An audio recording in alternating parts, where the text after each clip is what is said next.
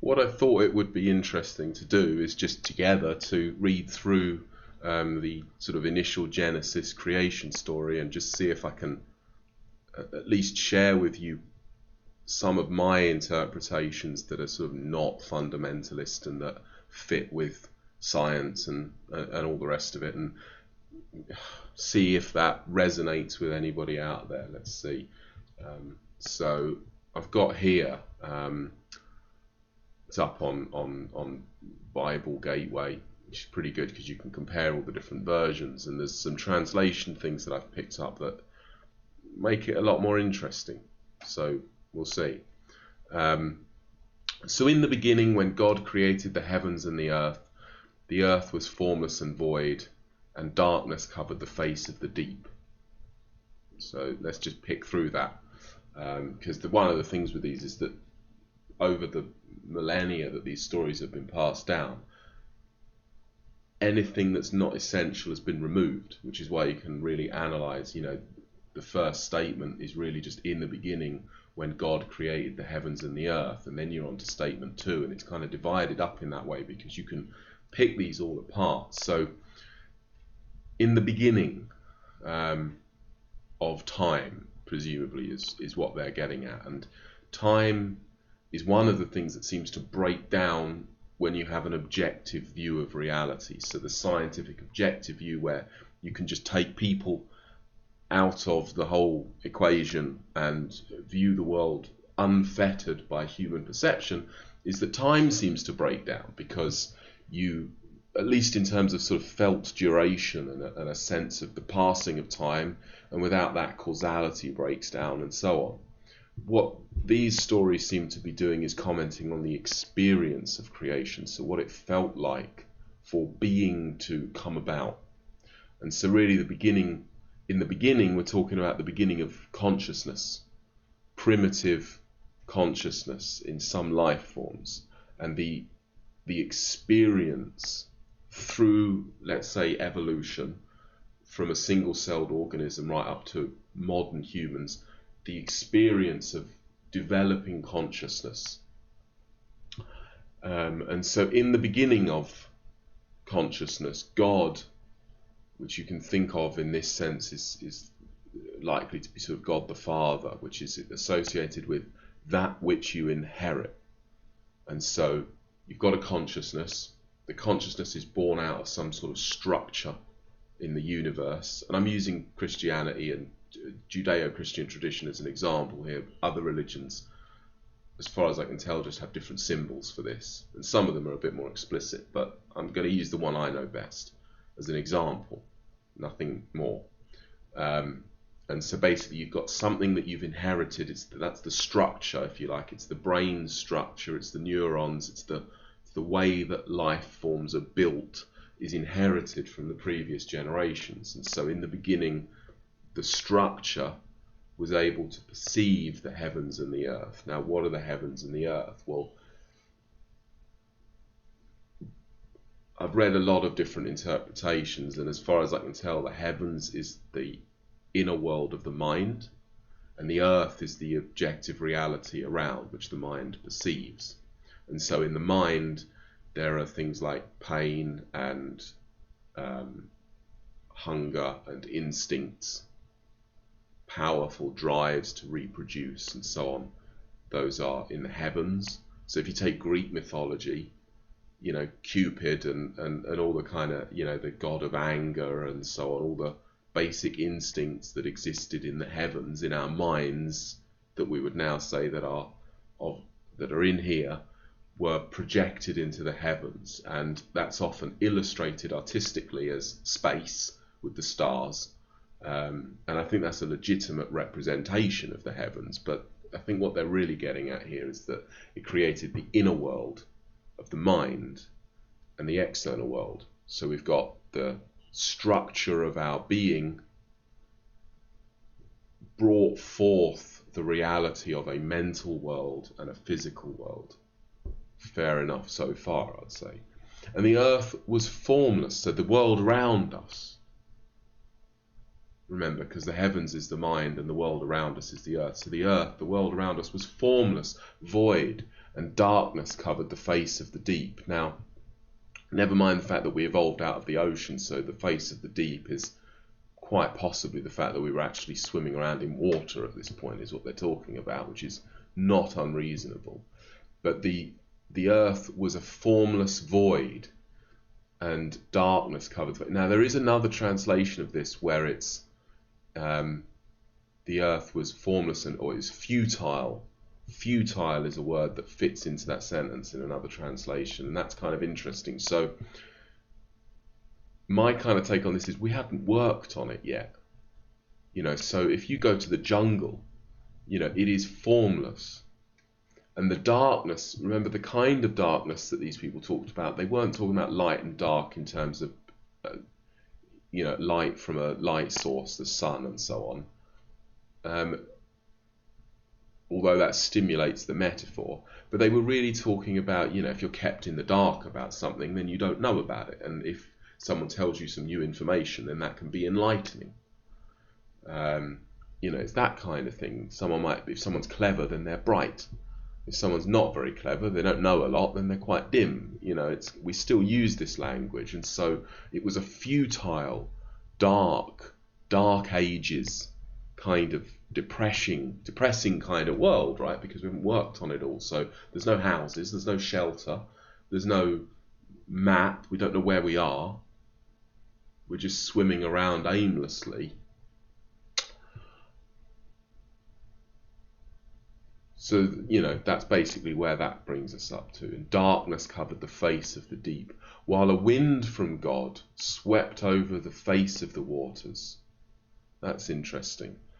And wind, this is associated with the Holy Spirit. So that to explain the Trinity in this, which is what people sort of worked out about God, is that you've essentially got God the Father, which is like the spirit of culture and tradition. So it's that which is inherited. And it's larger than just culture and tradition. It's everything that you inherit from previous generations. So that includes your brain structure, your physio structure, your neural system, everything like that. Then you've got the Word or the Son, which is sort of like the active, the living incarnation of that tradition. So you've got all of your ancestry and everything that they've given you, from your language to your laws in your society, to your, your everything that you've inherited physically, so the whole manifestation of your being. And then you've got the Son, which is essentially you, or the Word, which is you and me and everyone who's alive right now, unless you're watching this in the future. Yeah. But anyway, let's assume we're all alive.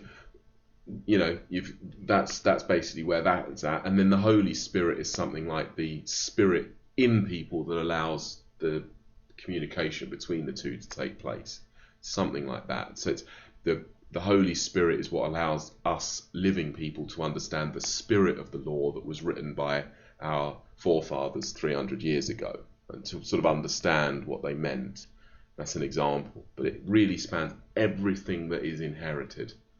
Everything that's inherited, physically, mentally, ideologically, artistically, legally, inside your body, outside your body, your brain, everything, the whole of structure that's brought forth into the living from previous times, let's say. So that's kind of God the Father. Then the Son is the current living, and the Holy Spirit is something like the spirit in the living, which allows them to understand this. Think of it that way.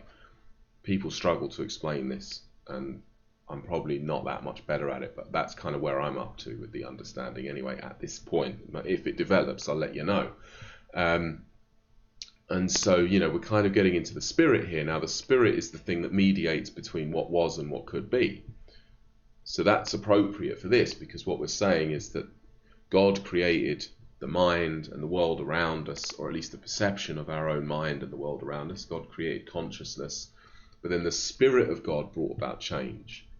And so the Spirit of God swept over the face of the water. Some of these even have the Spirit of God hovered over the waters. So, it's the Spirit in people that allows them to develop the traditions, so we're not just completely stuck. And then God said, let there be light. And there was light. So again, this is not physical light. That's just not the right way to interpret this. This is an enlightening experience. It's like saying there was knowledge. There was knowledge of the world that we inhabited where there wasn't before. And so we became enlightened. And God, which is again the structure inside us, our deep-rooted neurological brain structures and so on, the bit that's built in, saw that the light was good. It's a bit like when you go to the gym and you work out and then you get fit and you look in the mirror and you see yourself and you think, this is good. Well, it's not necessarily you deciding that it's good. You see that it's good. It's that kind of, they're getting at that. So we became more enlightened and aware of ourselves, and that was good. It was pleasing to the archaic structure built into us.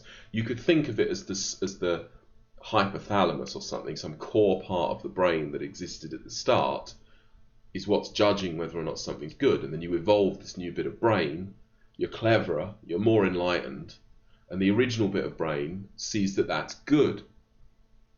That's one way of thinking about it. And so we evolved forward, became more knowledgeable, we were enlightened, there was light, and God, the archaic structure within us, saw that the light was good. And God separated the light from the darkness. And so this is where the metaphor is projected. So I mentioned earlier that the heavens are often projected onto the stars, even though I think that what they're really talking about is something in our minds, but we projected them onto the stars. And our archaic ancestors didn't necessarily know that they were doing that projection in the way that a modern artist might know that they're doing it. They kind of just did it instinctively. And so here we've got that blend of, God called the light day and the darkness he called night. And so now we're setting up this idea that there's a rhythm. But entwined in that is we're setting up the idea that we know that there's a rhythm. And so we're not living completely in the moment anymore. We've evolved to the point where we're aware that there's a passing of time. So, one of the things that's interesting that Jung put forward as an idea is that when an individual, it goes from being a single cell in the womb through the whole process, through birth and growing into adulthood, they have to go on the same journey that we went on when our ancestors went from evolving from a single-celled organism right the way through to a mature adult human being. So it's the same journey, which would make sense because we evolved from single cell to human adult, and we grow from a single cell to human adult. So it's like we run through it all again. So you can kind of imagine this as being like a, baby in the womb or a fetus in the womb becoming aware of its own existence, and its surroundings are a formless void and darkness covered the face of the deep. Well, that's the existence in the womb. But then you become aware more as the brain develops of where you are, and that's the light, the awareness. And that's a good thing, so you keep going. And then you're born, and it's like when you're 6 months old, maybe, roughly speaking, thinking about my son, God called the light day and the darkness he called night. You're aware of a passage of time. You're aware of a development. And God said, let there be a dome in the midst of the waters, and let it separate the waters from the waters. So God made the dome and separated the waters that were under the dome from the waters that were above the dome. And it was so. God called the dome sky. And there was evening and there was morning the second day. So this one won't take so long. This isn't such a big passage, really. What they're describing is what's called a phenomenological world, which is the world as it's experienced by the human individual. And it's the discovery of that. So it rains water from above. If you dig down, you make a well. There's water below, there's water above. If you walk in any direction far enough, you'll find water. Whether it's a lake or a stream or the ocean, any direction, if you walk far enough, you'll find water. If you don't find water, you haven't walked far enough. And so basically, it's the world's a disc. You go stand in a field. That's your world from an experiential perspective. And again, that really reinforces the theme here, that I think the correct way to read this is that it's describing the experience of coming into being as a mature modern adult. It's not describing the objective evolutionary path. It's very much about the experience of the living entities through that path. And so, this is the world that they experienced. But then it's interesting that God called the dome sky. So God is now naming things. And this is kind of like God, the spirit of civilization. So now it's really coming into its own as the spirit of tradition. And so we traditionally started to call the dome sky. So we're beginning to invent language. You could think of it that way. And that the language is something that's organized by a group, not by an individual. It's not like one individual decrees that we'll call something, at least not in the old days. We can do that a little bit now. Like we can name a disease, COVID-19, and make that a deliberate decision, and it's authoritarian driven. But back in the old days, the grunts that caught on, it was a bit like memes, to call the sky the dome that we, the dome that we can see above us, to name that something, and what the name that sticks would be was not up to any one individual. It was up to kind of group decision. So the spirit of the group called the dome sky, and there was evening and there was morning the second day. God said, "Let the waters under the sky be gathered into one place, and let the dry land appear." And it was so. God called the dry land earth, and the waters that were gathered together he called seas. And God saw that it was good. So this is, it's partly creation, because these sort of things happened as the earth formed and it cooled, because I think it all started off as steam and then it rained a lot as the earth cooled from boiling lava, blah, blah, blah. But again, this is not science. The way I think of this is really about our discovery of it. So we discovered that, the waters were gathered into one place, and that there was dry land, and we called that earth, and that there was waters, and we called those seas. And so we're confusing, and people still do this, you'll see it all the time, we're confusing basically our discovery of something with the creation of something. And this kind of happens all the time, where they'll discover that something is dangerous for kids. Like I think it happened with, what's that stuff you put on mouth ulcers? It's something you put on mouth ulcers, and for the longest time it was completely harmless and fine. And then they discovered that it might be like fatal if you're under the age of 16. And, it didn't become any more dangerous. We just discovered that it already was dangerous. But, the way people kind of reacted, it was like it had suddenly become dangerous. And so we discover these things, and then it's as if they've suddenly become like they weren't there until we discovered them. And so I think of these sections as really discoveries of early civilization. You can think of it that way. So God again is naming things, civilization, the spirit of civilization is deciding what to call things, and in so doing also kind of bringing out those things into actual being. It's like they're there, but they're kind of hazy and dark and undefined. But then when we name them, it calls them forth into actual being, and we can start to do something with it. It's information. And God saw that it was good. Then God said, "Let the earth put forth vegetation, plants yielding seed, and fruit trees of every kind on the earth that bear fruit, with the seed in it." And it was so. So again, don't forget, we evolved out of the ocean, so it's interesting that let the waters under the sky be gathered together into one place. It's very much, and let the dry land appear. It was waters first, and then dry land. And now what we're getting is vegetation appearing on the land, whereas before it would have been in the sea. So it kind of follows the right path here, but experientially, not objectively. And it was so. The earth brought forth vegetation, plants yielding seed of every kind, and trees of every kind bearing fruit with the seed in it. And God saw that it was good. So again, it's this core part of our brain, like the real beginnings of consciousness in our brain. As all this new information is accrued and new things are happening, it seems to be determining that they're good. which is interesting as well, because you can easily make the case that existence is not good. And I think there's something nice about declaring that something is better than nothing, and that it is good that these things are happening.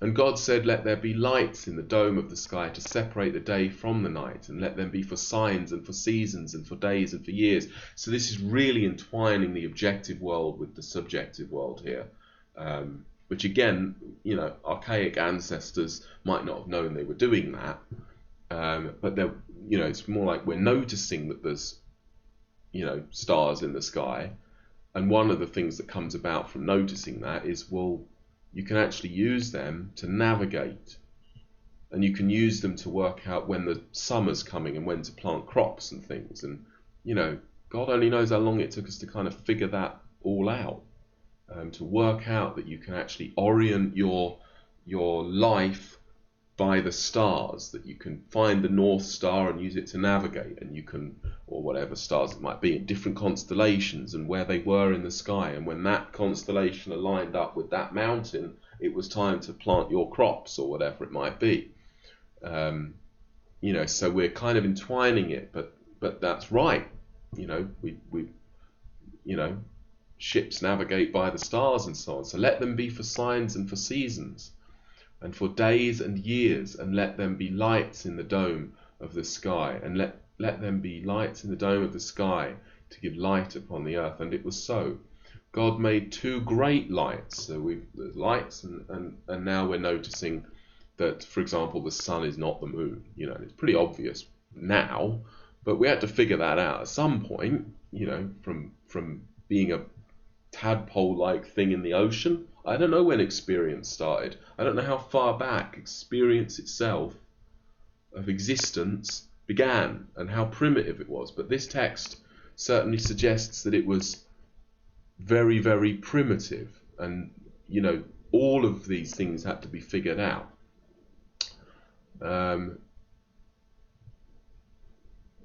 God set them in the dome of the sky to give light upon the earth, to rule over the day and over the night, and to separate the light from the darkness. And God saw that it was good. And there was evening and there was morning, the fourth day.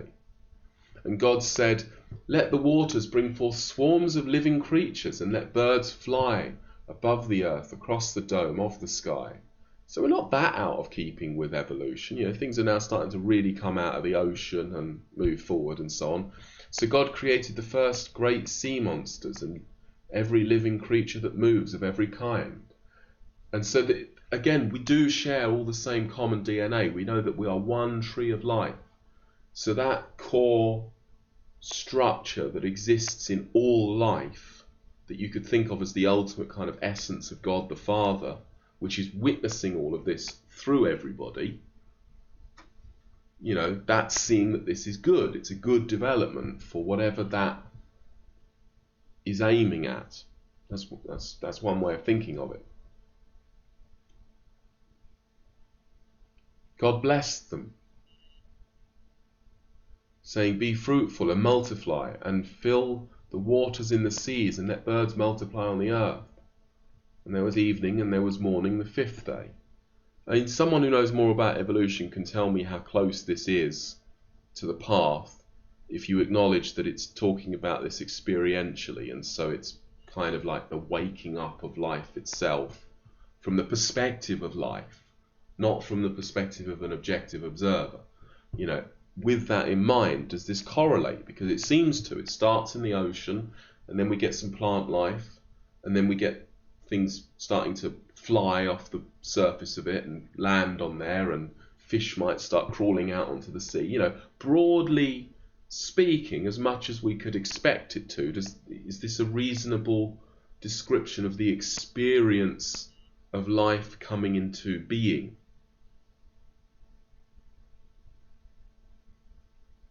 Let me know your thoughts, because I don't know, but I think it is.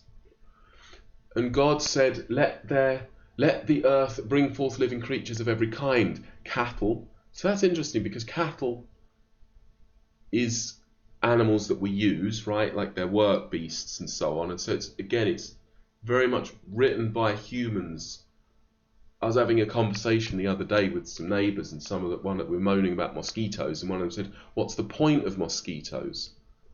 I don't really want to get into a big theological thing. We were just having a couple of drinks there, but it's kind of like, well, the purpose of mosquitoes is to be mosquitoes, and they didn't realise it. But what they were doing was they were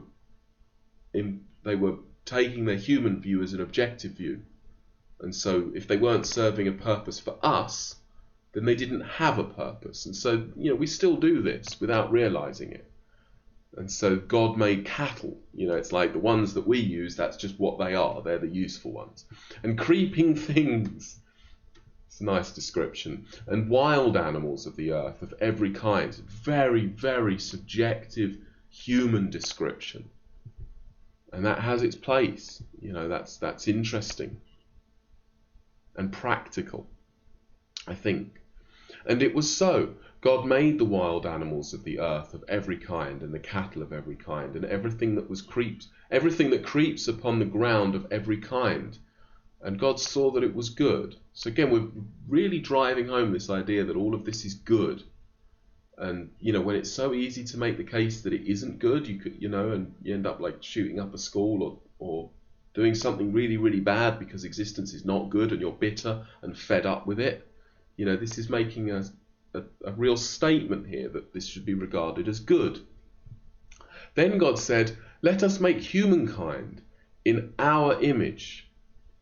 So the "our" there is interesting, and that's really a cultural thing. As I understand it, in these really early stories, they really came from a polytheistic culture, which I'll touch on briefly. And so I think polytheism is the default, and I'll tell you why. So we mentioned that the heavens are filled with is the mental mind, and so the heavens are filled with things like instincts, among other things. And in ancient Greek mythology, the instincts very much are the gods of anger, gods of love, gods of luck and all sorts of things. So it's a lot of them are very internal, anger and lust and love, and I think revenge might be in there. So, I don't know, I'm a little bit hazy, but they've mapped out all the sort of human instincts and projected them into the heavens and created a deity for each one. And humans do that artistically, and that allows us to kind of discover ourselves and talk to each other about us.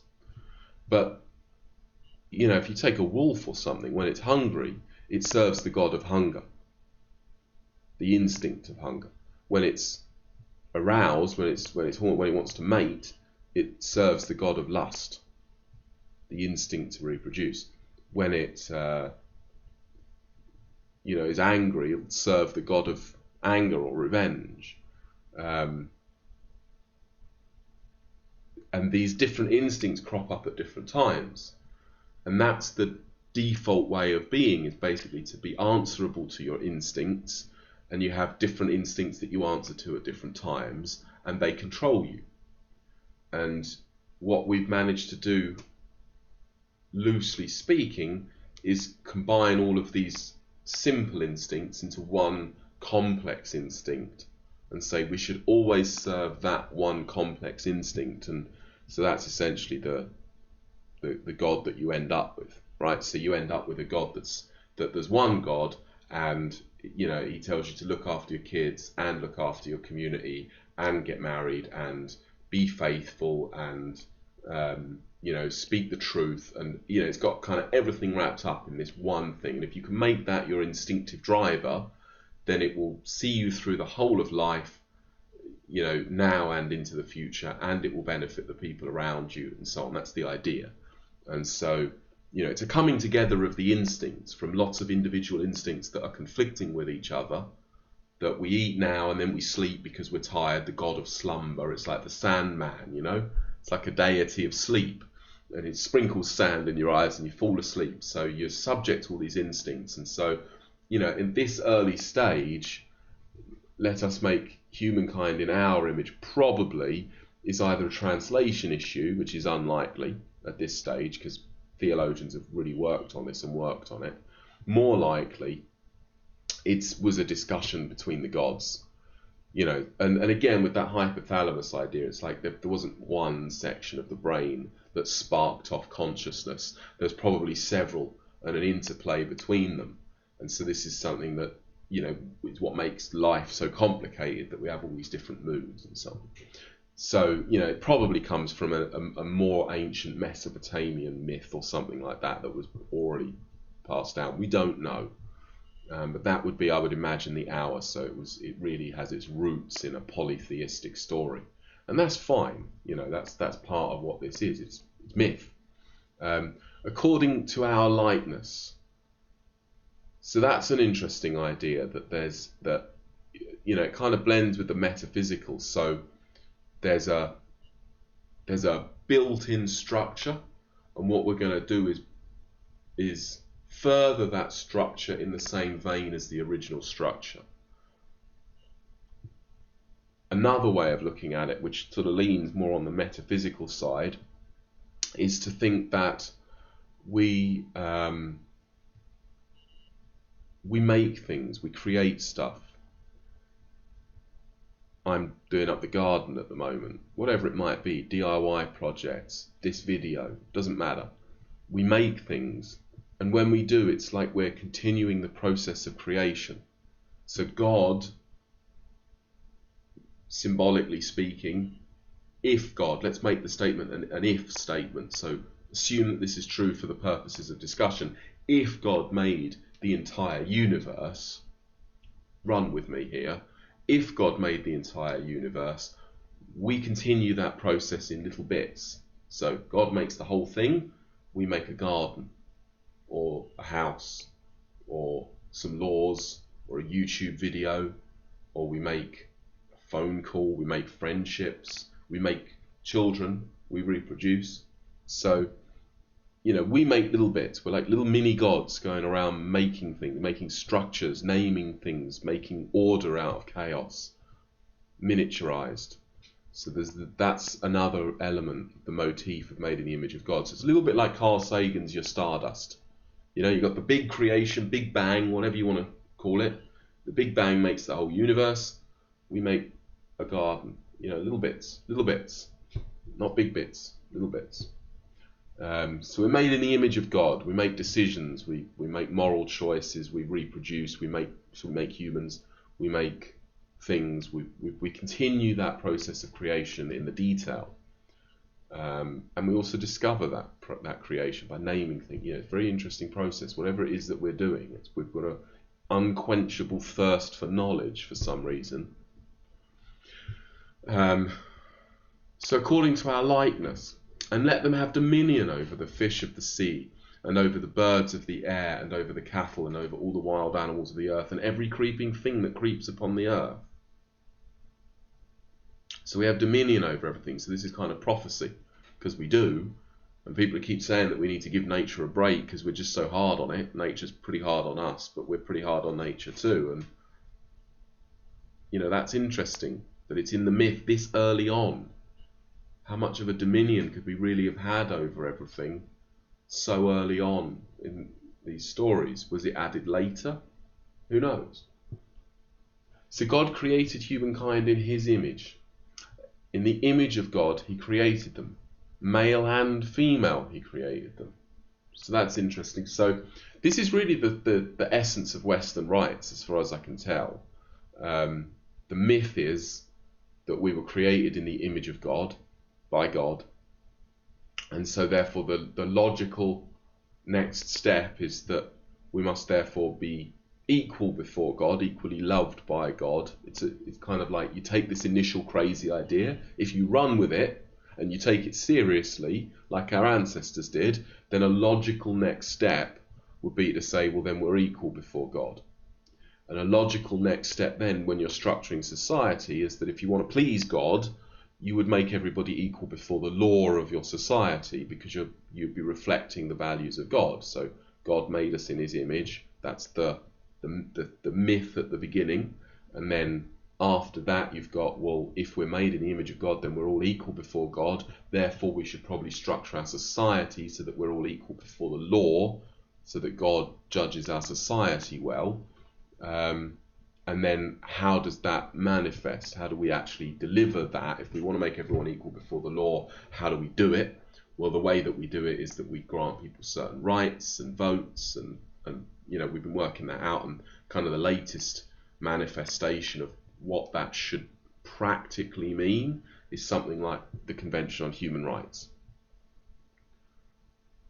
And the point is that it is at least mythologically or theologically founded. If you believe that human life is worth something, if you believe that we are intrinsically somehow important or worthwhile, or that you can't just murder, basically. If you agree with the idea that Auschwitz and things are wrong, and healthcare and endeavours to help people are good or right, just, then this is basically what that's saying. Humans are significant and important and worthy of some respect mutually between them, and that you should structure your society in accordance with that myth. And that's what we've done, and it's actually worked quite well when it's been taken seriously. So God blessed them, and God said to them, "Be fruitful and multiply, and fill the earth and subdue it, and have dominion over the fish of the sea, and over the birds of the air, and over every living thing that moves upon the earth." God said, "See, I have given you every plant yielding seed that is upon the face of all the earth, and every tree with seed in its fruit. You shall have them for food. And to every beast of the earth, and to every bird of the air, and to everything that creeps on the earth, everything that has the breath of life, I have given every green plant for food." And it was so. God saw everything that he had made, and indeed it was very good. And there was evening and there was morning the sixth day. So, this is kind of like saying, well, we've discovered the world that we live in. And in so doing, we've actually brought it into being, because before we've discovered it, it's like it's not there. Now we've discovered it, it's actually there. And if you don't think it's a good world to live in, you're wrong. God says it is a good world to live in. And that's the right social attitude. We're really getting into, with the last one in particular, we're starting to get into the socially pragmatic truths that are statements of faith, but that you should essentially believe if you want to be a socially functional person. You should believe that people are worthwhile, and you should believe that existence itself is good. And if you don't believe either of those things, well, it's the realm of school shooters at the low end of the spectrum. Well, at the very low end of the spectrum, that's someone who jumps in front of a train because they want to end existence for themselves, and they want to further the misery of yours while they're at it. But they're kind of cowardly. So, on the one hand, you get people who do nothing and they're just depressed. They're the ultimate cowards. One level up from that, you get someone who jumps in front of a train. Up from that, you get someone who shoots up a school. Up from that, you get people who sort of kidnap people and make people very miserable and so on. Further up than that, you get people like, basically you get Stalin and the gulags, and you get that whole kind of aiming towards creating hell on earth as best you possibly can, because what's the point of this miserable existence anyway? And so it's very socially dysfunctional not to believe this, even if you want to use different words. Like, the wording and the symbols don't matter, but to believe that there's something divine about every single human being, regardless of their status in society, and to believe that existence itself is good, and that we are welcome to exist here. Those are practical social truths, and I don't think it's very good to believe anything else. So I think we can get to like the next chapter somewhere. Have to click on Genesis 2, presumably. So we'll just read up to here, and then that's the end of that story. Thus the heavens and the earth were finished, and all their multitude. Thus the heavens and the earth were finished, and all their multitude. Not sure. And on the seventh day, God finished the work that he had done, and he rested on the seventh day from all the work that he had done. So they're saying things several times now, and I think that again is harking to this idea that there is, now we're getting into the social truths rather than a story of creation, which was not a bad experiential analysis of evolution as far as I can make out. Experiential. Now we're getting into the social truths. What is it you should assume is the case in order to function properly? Well, you should assume that everybody is divine. You should assume that existence is good. And you should rest once a week, basically. Because if God rests, then it's not that much of a logical step to think, well, maybe you should have a break when you've been working hard. So God blessed the seventh day and hallowed it, because on it God rested from all the work that he had done in creation. These are the generations of the heavens and the earth when they were created. So these are the generations. These are the experiences of multiple generations of both their inner mind and the external world that their mind was perceiving across the time that they were created.